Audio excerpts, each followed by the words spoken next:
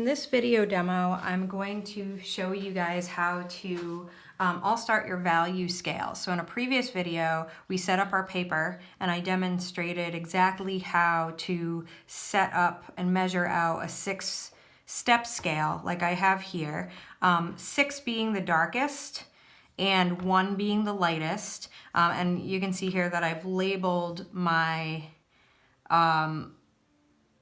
lightest light as my lightest, my darkest dark as my darkest. Now, one thing I didn't say in the previous video when I showed you how to set this up, I set mine up this way with the darkest on the left and the lightest on the right because I am right-handed. And that makes sense for me because after I shade my darkest dark, I don't really want to be leaning my hand in that pencil, all that pencil lead. So I've set mine up this way. If you are left-handed, you might want to think about actually flipping this over and having your lightest light be to the left and your darkest dark be to the right, so that you're not leaning your hand in those darker values and getting smudges everywhere. So that is an option for you left-handed people out there. Either way, as long as you have a 6-step scale here, as long as things are labeled accordingly, as long as everything is measured out 2-inch squares and all that stuff, it won't really matter to me whether it's reverse or not. All right, so I'm gonna stick with my darkest dark on my left, and that's actually the one I'm gonna do first. Pretty much because it's the easiest one to do besides the lightest light, which is going to remain white. So that one's actually already done. That's the easiest. Second easiest is to do the darkest dark. Darkest dark is the darkest your pencil lead will go. So I am using an ebony pencil. I outlined in previous videos what are good supplies to use for this. Again, if you're just using a number 2 pencil or a mechanical pencil, that's all you have, then your darkest dark is going to be the darkest that lead will go. One thing I love about ebony pencils is you can get really much darker darks with this type of lead. It's a softer lead, it's a darker lead, so you will be able to achieve a fuller range of values in your scale and then also in the drawing that we're going to be doing coming up. So I'm going to begin this. A lot of people, when they do their darkest dark, they press down really hard and color it in that way. I prefer to build up to the darkest value in layers. So start with a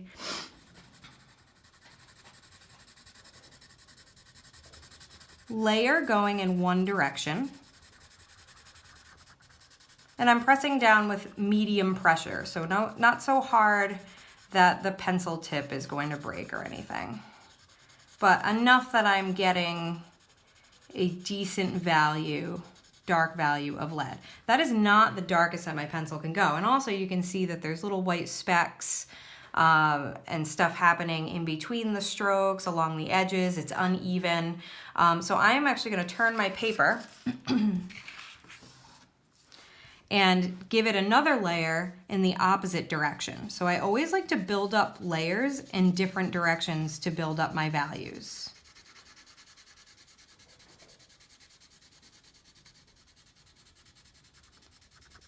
As you can see, it's evening out. It's still not the darkest that my pencil lead can go though. So I am going to switch it around and do another layer. I think maybe this time I'll work corner to corner. Getting a shade darker.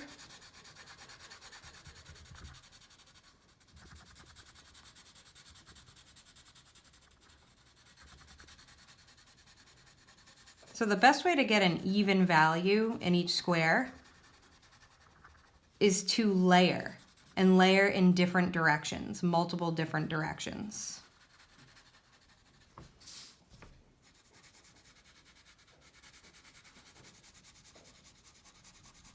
You can see that it's getting darker even still with each layer that I do. The other benefit to doing it in layers is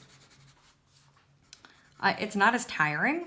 Like I find when I'm filling a whole box and pressing down really hard with the pencil, whether it's with shading or even with colored pencil, I like to build it up in layers too, because you don't have to press down so hard. You just do little by little in lighter layers and work up to that darker value without your arm falling off from applying so much pressure for a long time.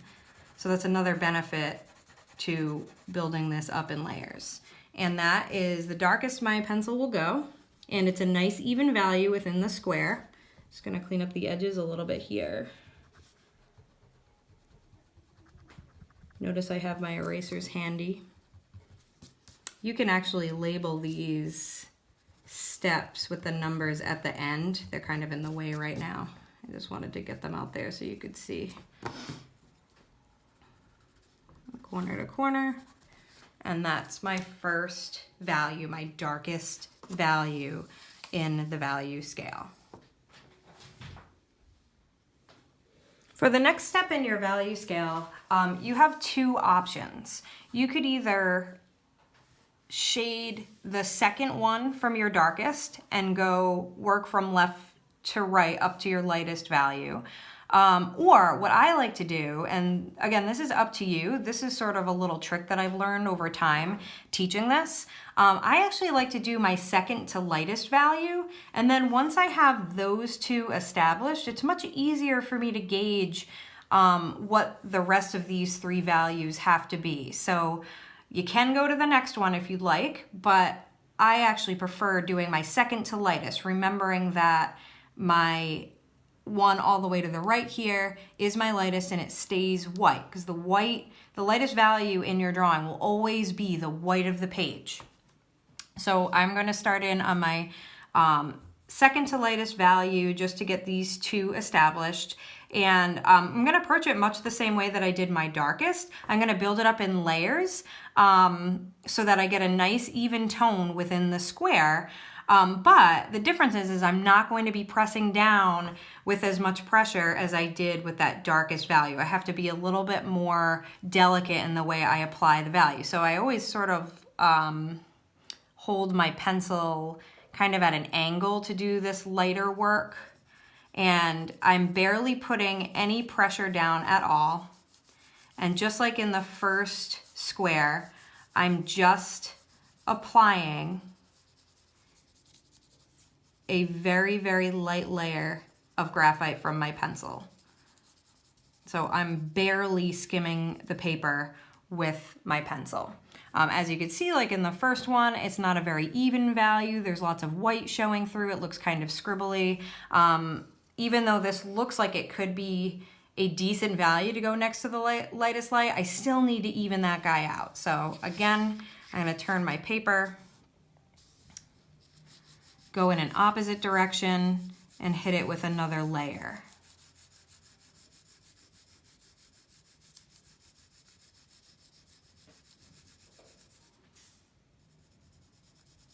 A third super light one just to even things out.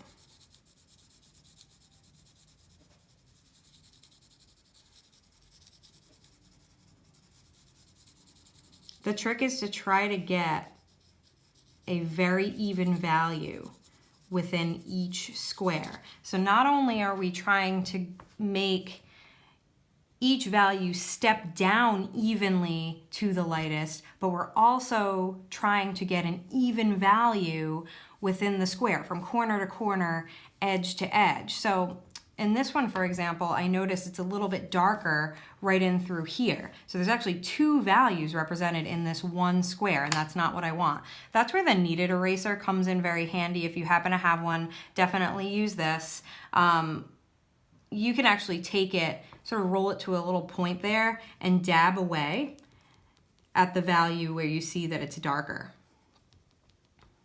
If I had decided that this whole square were too dark, maybe I would wait till the end to judge that.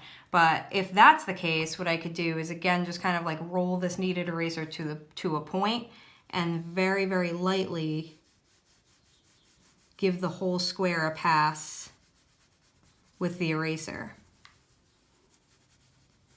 to lighten it up.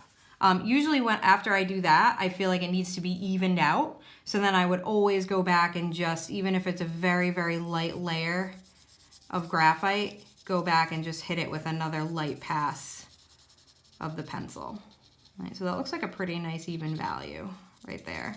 Notice how I am not blending with my fingers. That is a no-no. I don't know if you guys learned that way in middle school or in the past at all, but when you're working with pencil, with graphite, and making a value scale or working on a drawing, you're not really supposed to smudge using your fingers. You're supposed to let the tip of the pencil build up or blend your values using just the tip of the pencil and your eraser. So I do not want to see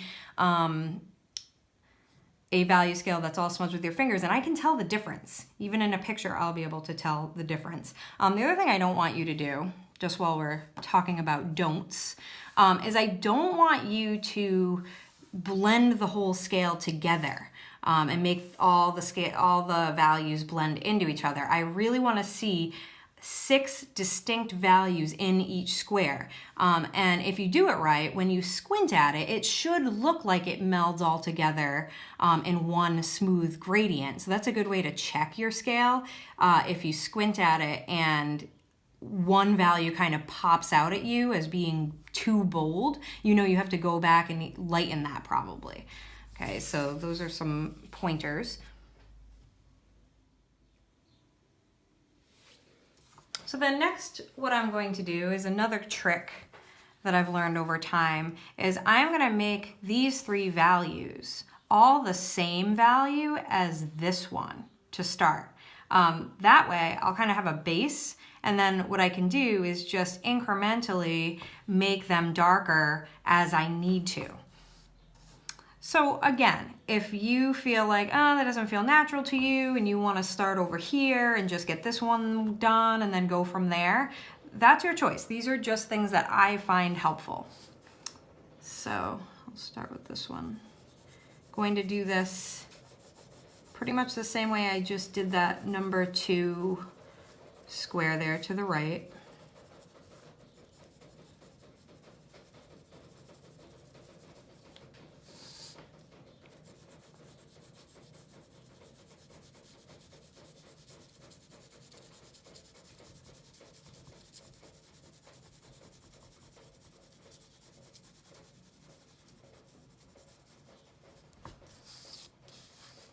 I'm gonna make 4 the same for now.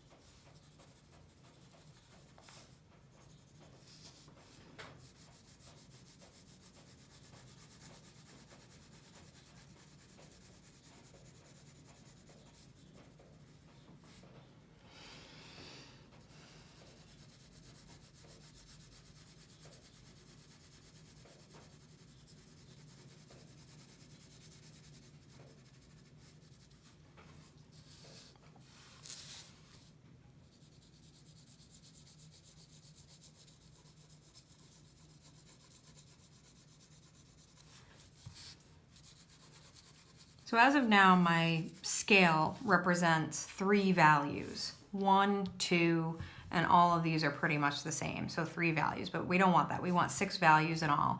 Obviously, I think that the next obvious step would be to darken 5. This is way too big of a jump from this one to this one, and that's because this value is more representative of the second one next to the lightest. So I'm going to give that another layer to darken it up.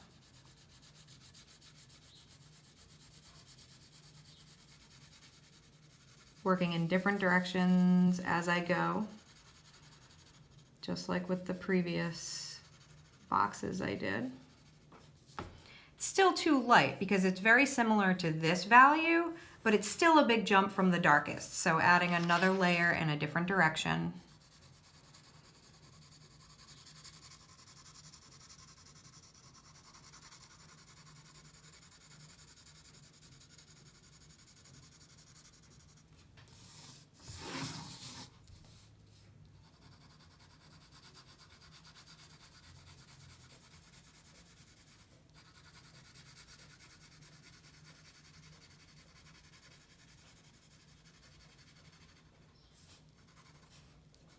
Always going corner to corner, edge to edge. A common thing I see from students is they represent the value in the middle of the square, but they don't bother to do their corners or their edges because they're a little tougher to get into. But I do want an even value represented in each square from edge to edge. So take the time.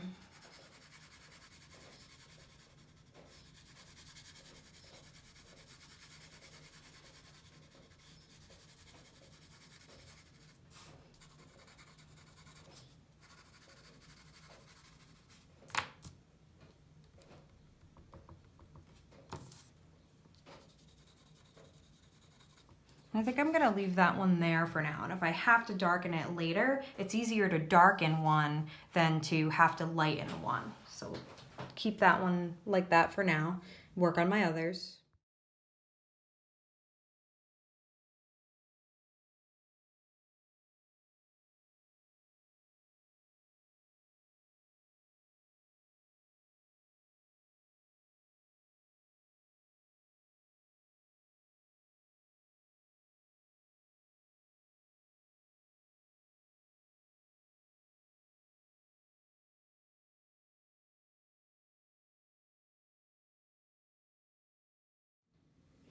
So right now is a good time to stop and try and gauge whether I need to darken some values, lighten some values. One thing I mentioned before that I'm going to do to check this now at this point is I'm going to hold this scale at arm's length and squint at it to see if it feels like it moves along smoothly from left to right, or if there are any things that really jump out at me as being uneven, too dark, too light. One thing I'm seeing right now in this stage of the game is these two values read as very similar.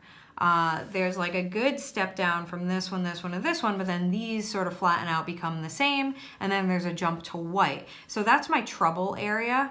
There are a couple of things I could do to rectify that. One is I could try to make this one lighter, but I think the trouble lies right now in this one needs to be a shade darker. Once this one's darker, I can darken this one up slightly, and then maybe I'll lighten this one. So I do want an even step down. I don't want to have two values that are the same, and then two where there's a big jump anywhere else. They should evenly step down from darkest to lightest as they move across. So going to start by adding another layer to this one and see where that brings me.